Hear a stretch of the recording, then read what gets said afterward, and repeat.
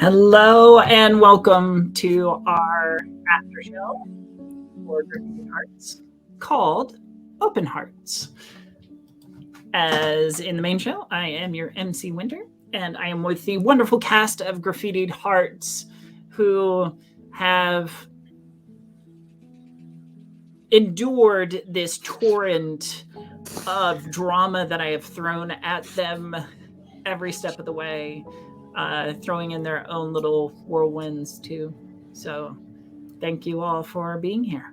All right. It's always a pleasure. The pleasure is mine. Is it? Is it now?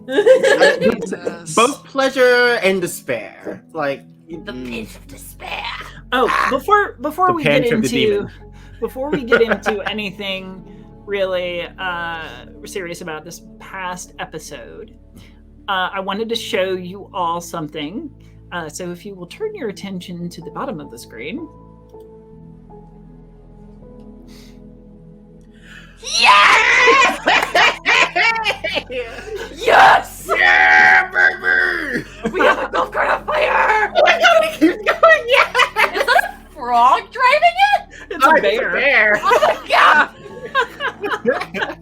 I'm so happy. I've never been I happier am than this very moment. Oh my god! That made up for everything, Winter. Everything's fine. All is forgiven. Honestly, you know what, Winter? I still got words because you sent this to me as soon as you made it. So, I you did. know what? This isn't over. Nobody gets the inside joke. You gotta go watch the previous episode of Open Hearts where there was a bunch of jokes about a flaming golf cart to hell. So here we go. Yeah. There's your flaming golf cart. So we are Open Hearts and golf carts. Yeah! Flaming golf cart. Yeah. All right. So this episode of Graffitied Hearts, Painted with Fear. We got introduced to one of Crescent Falls City's big urban legends, the Witch of Crescent Falls, who lives in the Arboreal National Park. Whether or not the mysteries and legends surrounding this figure are exaggerated or accurate, we may not know yet, but she certainly has some talent. So far, we know that they have complete control over their little witch cabin, and Obviously. like limited control over the perception of others in the woods. I don't know. I'm chalking up her influence to Mason, just being like, ah, shit, time passed. Fuck. Well, like, it reminded me a lot of, God, fuck, what was that show? The Magicians. Oh, Witch the in- Magicians, yeah. The witch in the, I just can't remember it. Where in the house that turns. Mm-hmm. You know what I'm saying? It reminded me so much of that. I was like, shit, this is bad. This is really, really bad. And in my head, I was like, what is my sister? Is she even in there? Like, I don't know. I wouldn't be surprised if we like walked in on a trap. honestly, I was like, their next episode, Roz might be like, okay, while this is happening, I'm gonna go over to the place I was sacrificed and see what's happening. You figure this shit out, BRB, and then run over there and see if she can talk to her mom. Because, like, I'm not gonna sit around and wait. Who does that? Not me. I'll wait for anybody. No. If there's one thing that's proven from Roz, they are always trying to do something. They are vehemently against sitting still, even if sitting still is what they should do. Oh, absolutely. I will say, I think, like, Jen busting into your bedroom, I think Jen moved up on the hatred list, so. No, like, you mean, like, away from the bottom? Away from second to last. Yeah. No, that definitely moved up from, like, well, okay, her dad, you weren't actually second to last. I forgot two people. Alice's parents. Fair enough. Oh, how kind. The You. people always forgotten. Okay, so just to recap real quick. Marginally So better. It's good to know that I have surpassed 2 abusers And the man who might as well be sacrificed you to a demon. Technically 3 if you want to count Dad. Yes. That is very abusive. You're better than the abusers. You are. Kind. Yeah. You're moving up. You're moving up though, because like the date was the thing that pushed you all the way down. One bad day to do this to you. Working. It's like when you. One get bad- your GPA. One bad date, and you know what? Just like a hair better than abuse. Yeah, like it's like when you take your GPA, you gotta work really fucking hard to get back up there. Yeah. That is exactly what's happening. Yeah. That's what I do baby not I'm a wanna go fucking to AP the school. class. What was that about? No, like being there for Gracie and like actually helping and taking care Literally of her. Is, Mobilizing an entire team in fucking minutes. Yeah. Yeah. Can you two stop That being is so Ro- in sync? Jesus That is fucking Christ. Rosalind's power there. You know. Honestly, I love it because I can't both- wait my hand Yeah, up. wait, oh, over there. Other side. Yeah. Jesus fucking. Do you see? Hey, for the viewers that are watching this back, do you see the game of Pong of one brain cell going between the two of them? Because I do. Listen, I actually love how much like Robin and Roz apparently synergize, even though they've interacted the least throughout all of Graffitied Hearts. It's true. Just I don't know what it is, but like Yeah. tonight was hilarious. This is we keep meeting. You know, this is one of what 2 times Mm-hmm. in Yeah. all of our episodes that the entire cast is in one spot. This is the first time it's happened since the festival. Yeah. Oh, No, I guess But I yeah, find yeah. myself on fire again. Alice was not oh, outside. that's right. Of, The Alice was not outside the Mirage. You're right. Yeah. No. So They were at yeah, home being abused. only 2 times the carnival where everybody was introduced. The first and then, episode, and then 3 episodes before the last. Yep. Maybe I should have drawn that out a little bit longer. I don't Yeah, know. it should be the last Yeah, episode. Just yeah. like, Everybody's what's doing on their own thing until fucking season 2. Yep. Yeah. It's like, oh, you guys exist? I forgot about that. Ah, cool. So just to recap there, so things that exist: cops, dry cleaners, demon pantries, party members. Sorry, members. How about that? Yes. Forgot about that.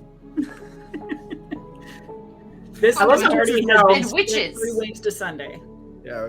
And witches now. Witches exist. Witches exist. But Can't prove anything. you can't prove what? You have a crystal ball. You live in a hut in the woods. Which I would be All of very that can be perfectly normal. You live in a hut in the woods I on. don't know. I don't even think this is legal. I'm 100% certain this is not legal. This is a national No. park. Nah, I genuinely don't think we could go to court and prove this. This person messes with people's minds. So, You know- true. And probably has a deal with the park rangers. try to wouldn't find a surprise lawyer me. better than her. You cannot find a lawyer better than. Just have your lawyer be a witch. Easy Beg peasy. to differ, man. Oh, wait, who would make a better lawyer than Shania? That's fine. I got money. I'll figure it out. Money solves all problems. But yeah, on the point of everyone kind of being entirely split as like a party, I don't know. I feel as if that really lent itself to a lot of interesting roleplay, because so often when parties end up like the party of like any TTRPG, you don't really get opportunities to kind of flesh out the relationships of like individual members with like each other. It's tends to always be like the group as a whole, and then maybe once like in every long ass while you'll get like, oh yeah, there's like a buddy cop episode of like these two in particular. So it really enabled it to be fleshed out so that when we do end up kind of all moving in the same direction as we are now, you get like a lot of interesting interactions as all of those built up relationships kind of layer on top of each other. Absolutely.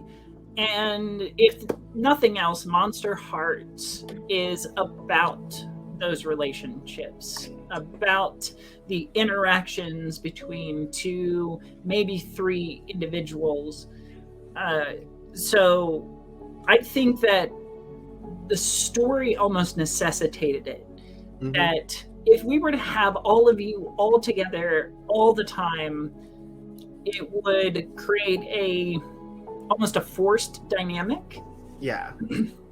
Whereas with these individual scenes, these duo scenes, these trio scenes, whatever, they allow the characters to grow separately from the group, but also have those connecting branches and relationships and such to the rest of the characters. It creates this beautiful web instead of this monolith of a tree. Yeah. Like, the stronger the characters are individually, the stronger they are when, like, as a unit, when they all come together. Like, one of my favorite parts of this episode has been all the moments where someone, like, drops information that, like, a singular person didn't have. And they're like, what the fuck do you mean about that? And it's like, we'll talk about that later. And it's like, The pantry has Doritos. it's like, why do we care about this pantry? Remember what I said about demons? Fuck. It's like, pantry, demons, what? The witch Like, emoji. oh yeah, here's the location to a witch hut. Oh, I know exactly what it is. Why do you know where a witch lives? Mason, why are you being so nice right now? You're turning. We're letting that go. Just whip emoji.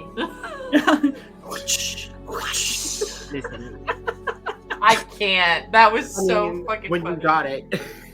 Also, Like- totally in line with this, the tarot card. Yes, Literal chills down my spine. really. I was like, well, you know, because I read tarot on a regular basis, and that is like that shit is just wild to me. And that card being played for Roz is like, "Whoa." Like, you have no idea what you're talking about, Raven. But all right, fuck. I will say that I had the thought that if Rosalind went to the coffee shop, a tarot read would be offered. And in my head, the lover's card came forefront. Not only because of the reasons that Raven told you, but I thought that it might also be a clue to Rosalind about her nature, about the excess spiritual baggage that she's now carrying around. Chained to, if you want to put it that way. Well, the lovers are chained to the demon or the devil. So in Rosalind's case, being what she is, sounds like she's the one doing the chaining. Yeah. So it was definite foreshadowing. Oh yeah. Well, now everybody knows what she is, sort of. I mean, Yeah, Robin. Well, sorry. I'm like tentatively aware that there's like some Robin doesn't know. demon devil situation going on. Game, no. Yeah. But like Yeah. outside, everyone. Outside, yeah, we're all the Robin's players are the- aware. Have Yeah, we out ever of the main discussed group. I'm a little lost. Oh, I, do you want to share it, Rosalind? yeah, I mean it's already out and about. I am a succubus.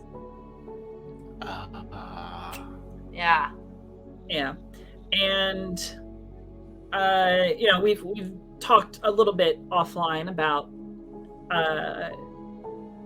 what the result of Rosalind's attack on Alice was, which included the absorption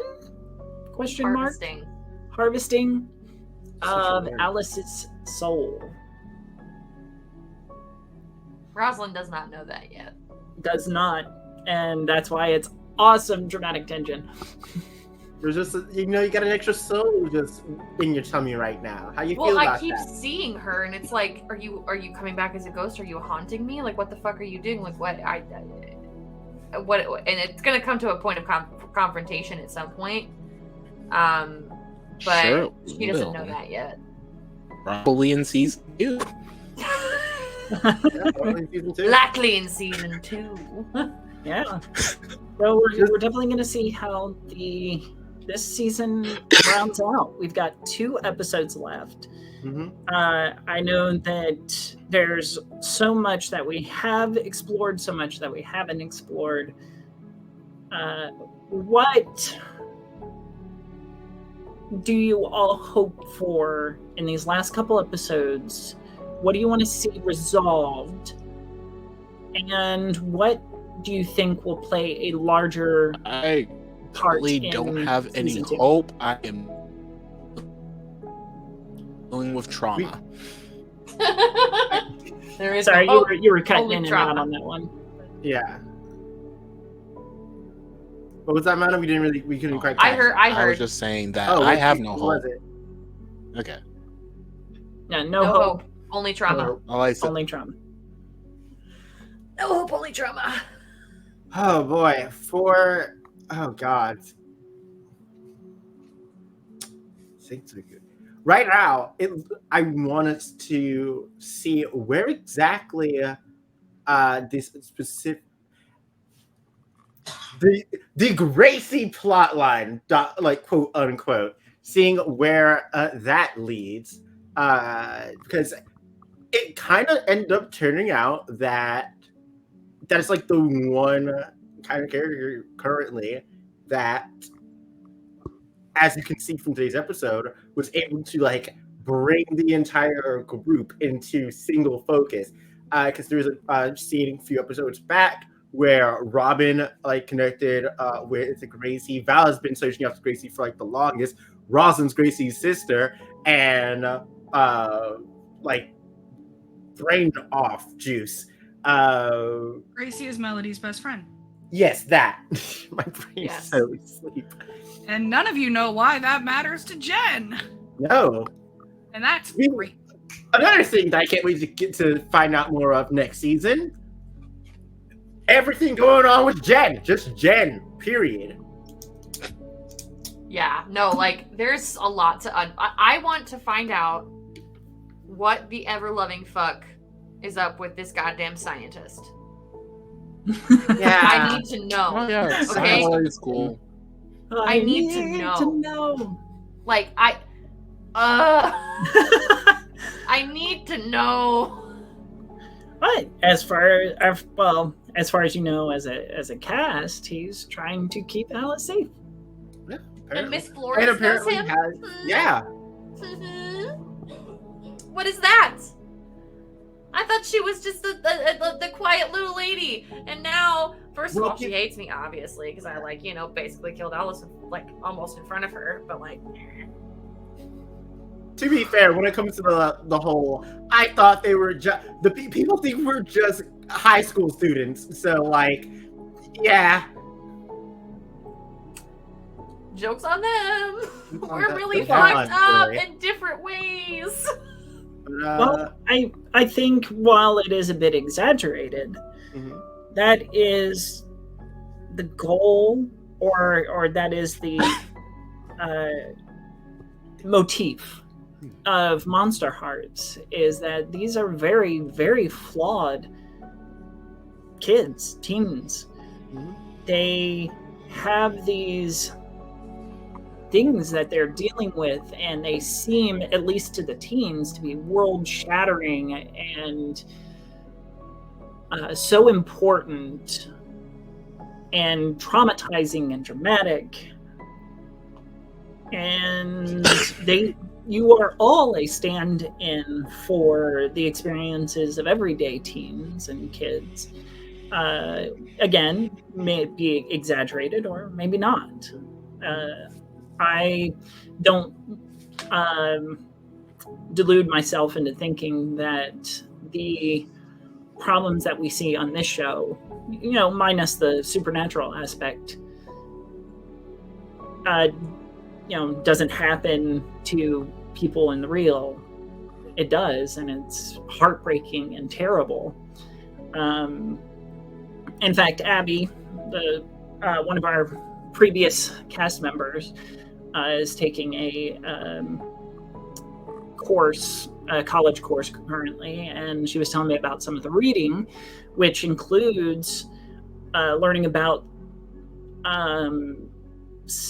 what was it, the South Bronx back in the 1990s and stuff, and all the poverty and all the health issues and all the stuff that came with that back in that time, and certainly hasn't improved greatly, but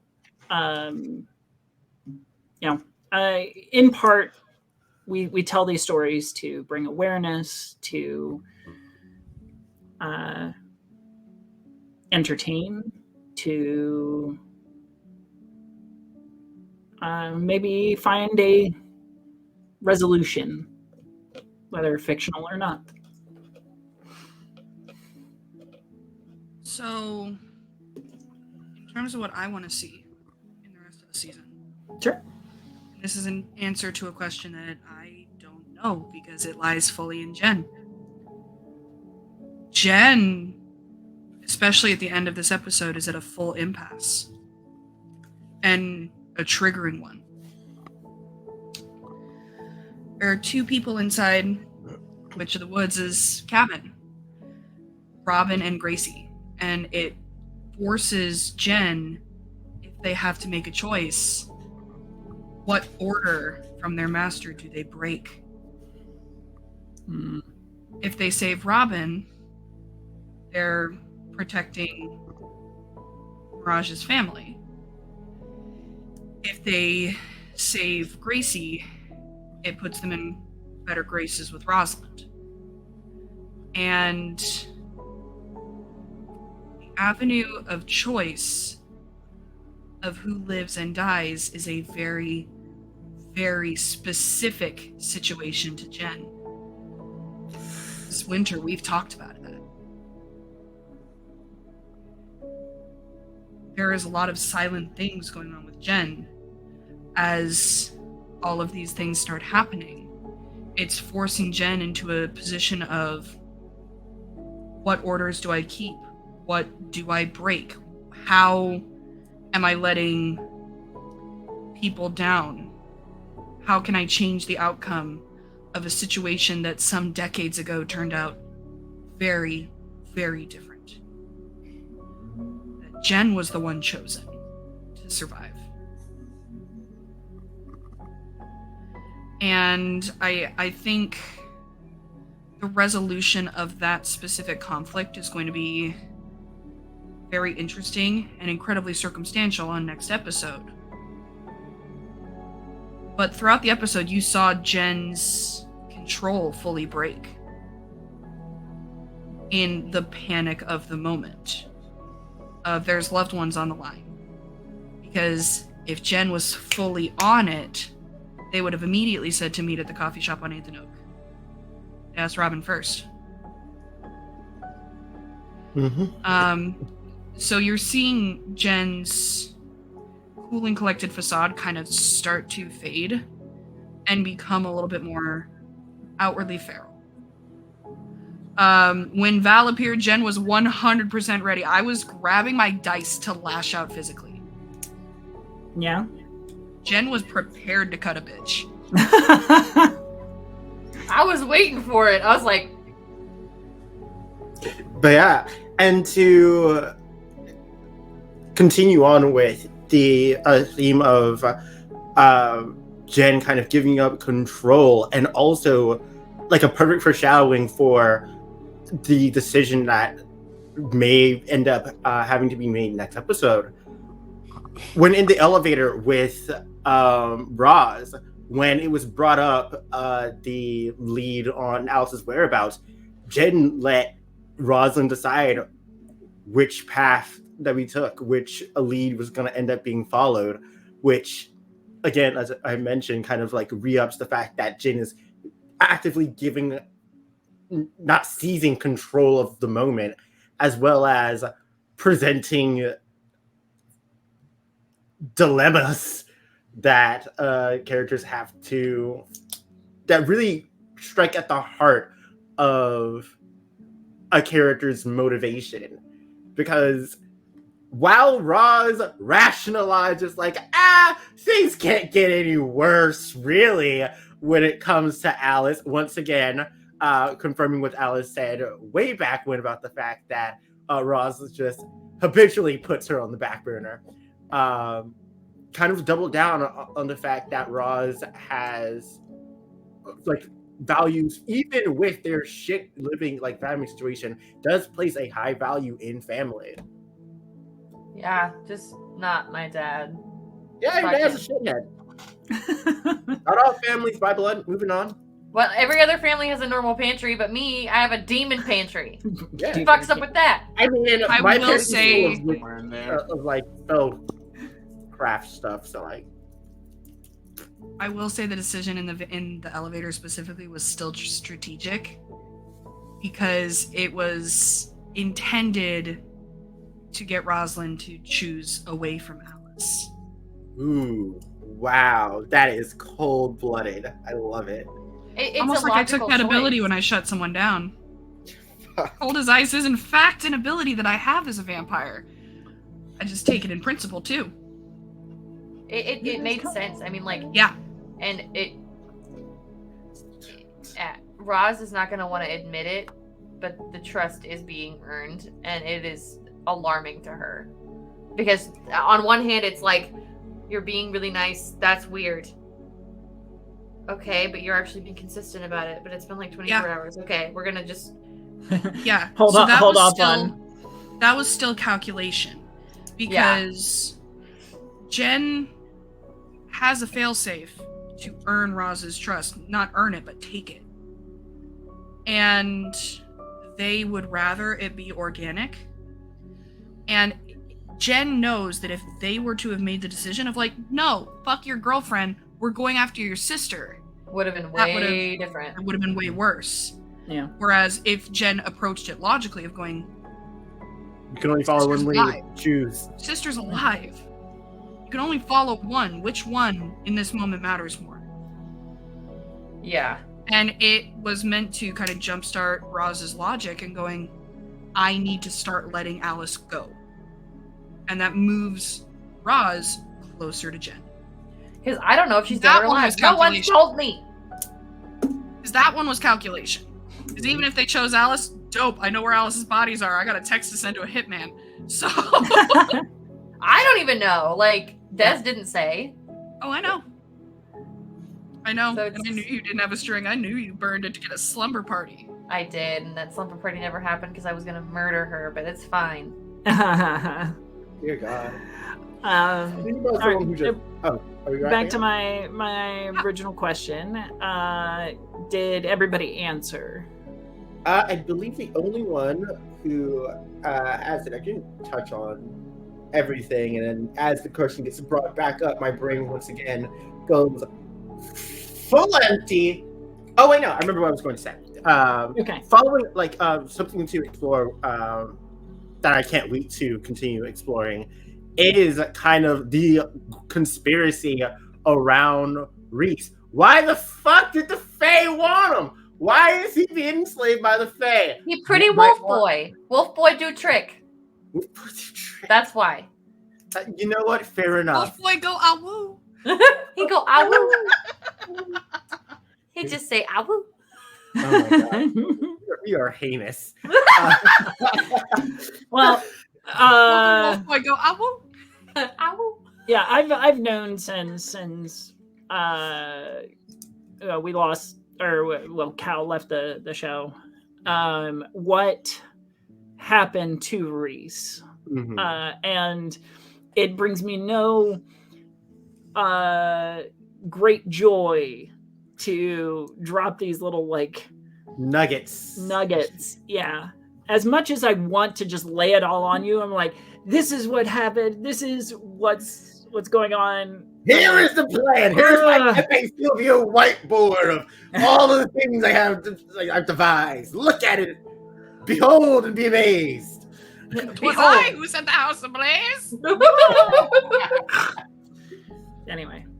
Yeah. I'm very interested and very invested in kind of pulling this thread, uncovering this piece by piece.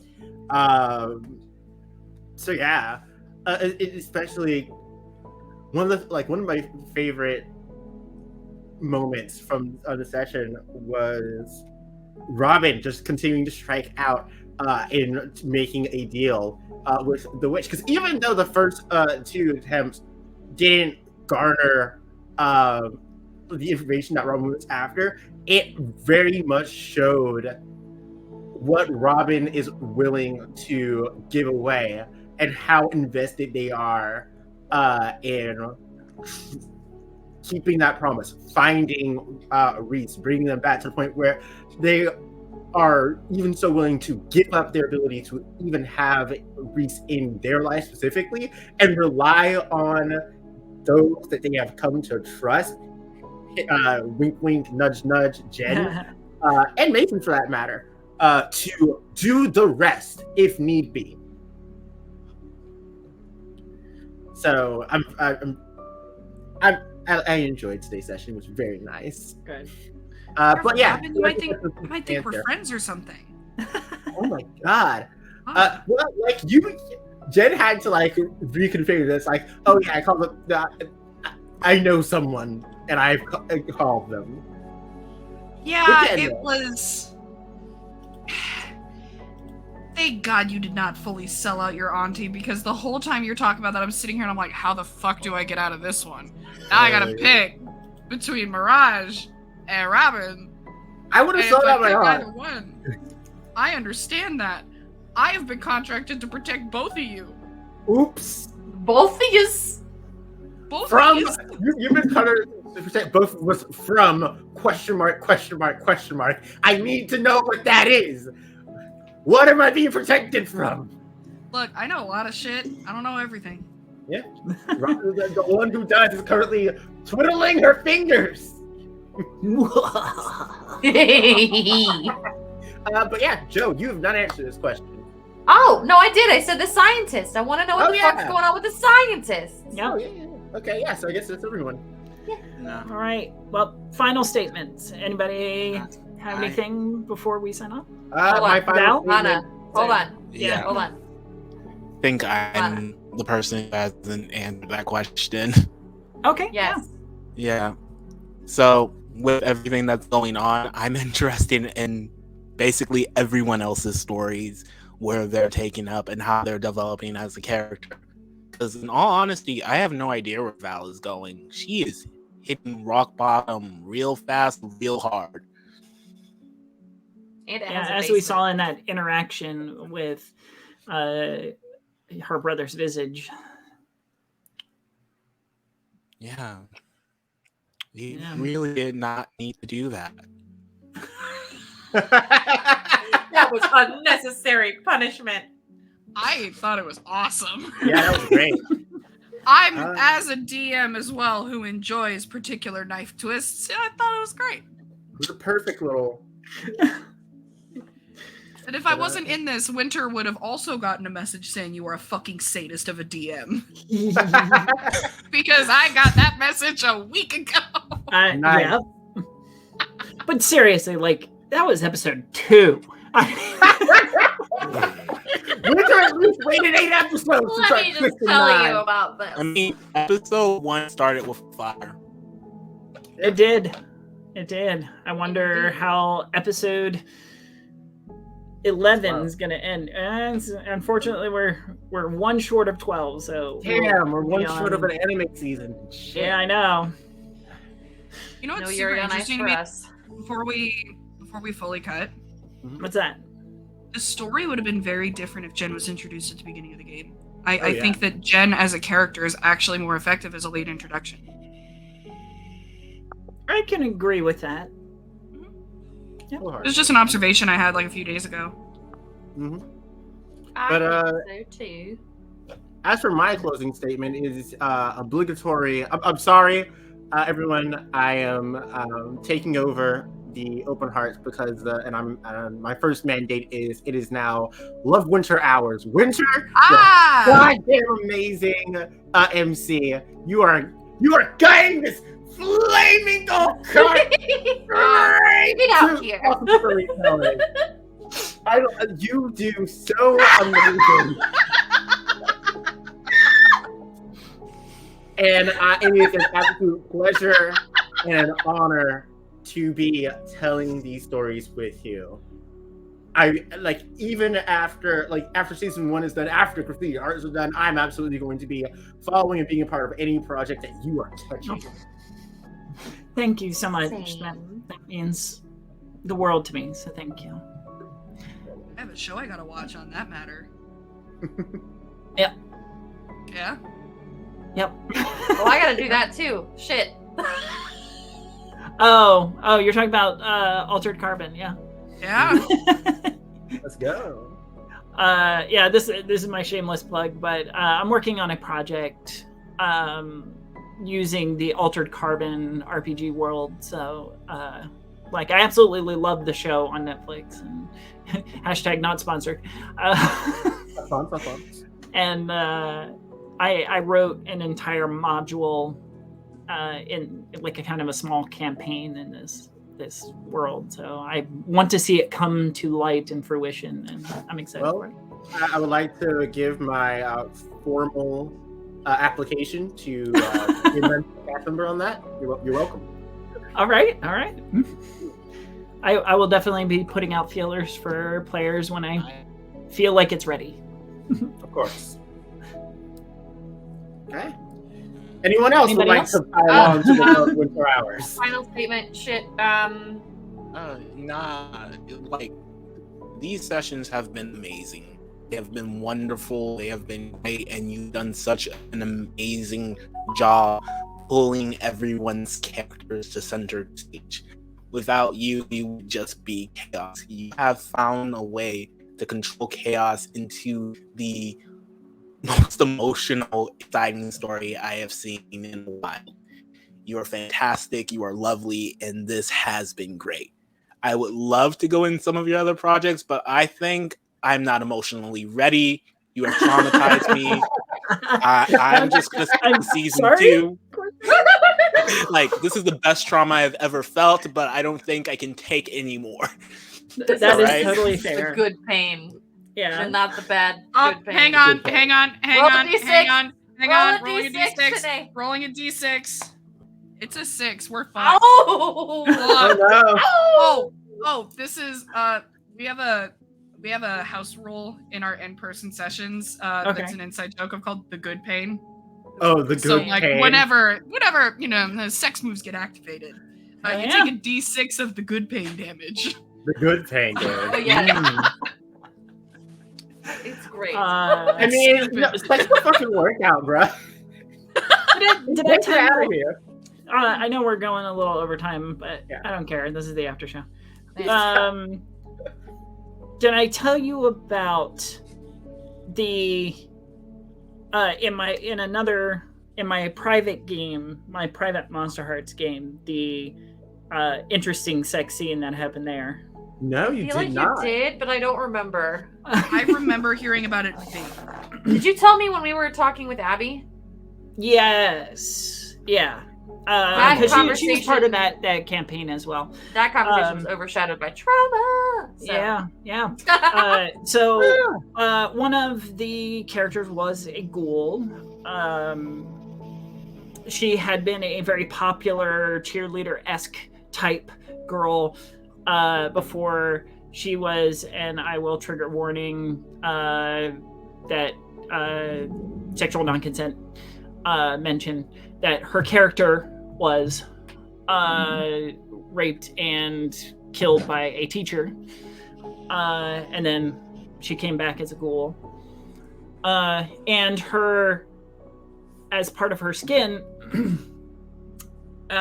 she chose her hunger was flesh, skin, whether it was actually just seeing it, like seeing naked people, or it was eating it.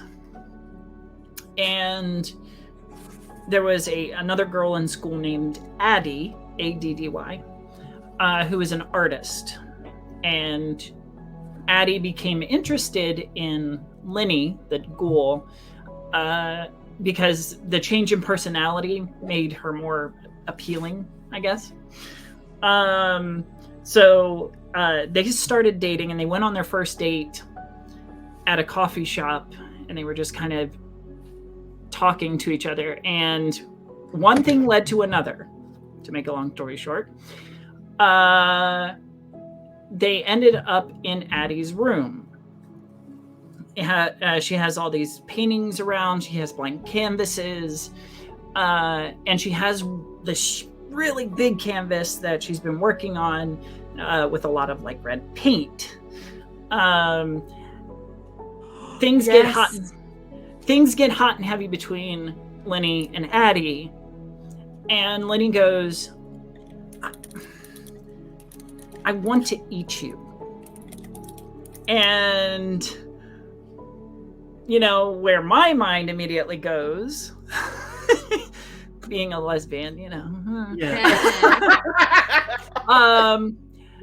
And so they get into it, and she literally wants to take bites out of Addie. And I decide in the moment that Addie is totally into it, is totally like willing to have like small chunks taken out of her. So this goes into this like sex scene of them having sex on top of the canvas where there's red paint, and Addie is bleeding onto the canvas at the same time. And Modern art. Yeah. Modern Yeah. art. It was It changes So color the compelling. longer it's in the gallery. it was so compelling. Like That sounds like a scene straight out of an art film. It does. Oh, It sounds definitely. like it sounds like an art student's just like senior project. Yeah. It's like this opportunity with Bryce. Oh yeah. Missed opportunity. Yeah. Who knows? Maybe Bryce would have been into it. Who knows? Speaking of Bryce, who's driving his car around? It's Yeah, fine. Yeah, hey, remember in the skipped beats where Jen was like, hey, nondescript cars are really helpful rather than like big and flashy, like, yeah, I rest my case. Yeah. Red convertible, hood down. Still, we haven't taken off his license plates at all. Didn't think to. We just have Is it. Mason driving it now? Mason's driving it now because why would I drive my That car? looks so bad. Yeah. No, we implicated my boyfriend in murder. And we got to remember that cops are a thing, right? Cops Cops exist. exist. Cops. I mean, I Cops think exist. cops exist, yeah. Yep. So, yeah, that It's gonna might bite us in be the a ass factor in eventually. these last couple episodes. But just to wrap up that little Addie story, at the end, so by the end, Addie had actually been killed, and Lenny was like heartbroken and stuff like that. And there was this whole thing surrounding like a deal with a demon, Rosalind, and stuff like that. And in the epilogue that we did, like all the characters thought Addie was dead. However, Alice, because this was Abby's first iteration of Alice, Alice became a vampire and was witnessed a message from Addie, or at least she thought it was from Addie. And Lenny came across a art salesman who she promptly ate. And then she saw that painting of the red paint and blood with Addie's little mark in the corner as a huge ass cliffhanger and stuff like that. So, there's a lot more to it. If you're interested, I'll tell you offline. But Oh, absolutely. Insane. That is a wondrous epilogue. I'm remembering it. The second you said canvas, I was like, oh nope, I remember that. Yep. now. Yeah. Yep. Because I think I made a modern art joke when you told me the first time too. Mhm. Modern Yeah. art. All right. Yeah. Well, that wraps up this episode of Open Hearts. This really is a The director's on cut. fire. Yeah, director's cut. Yeah. What is that? Zack Snyder cut. The Snyder cut. Yeah. Snyder cut. All right. Well, we will see everybody next Wednesday on our second to last episode of Graffitied Hearts, starting at 4:30 Central, 5:30 Eastern. And then again, we will have our Open Hearts video on demand and available for you, our beautiful and wonderful audience. So thank you. Have a great weekend, and we will see you next week.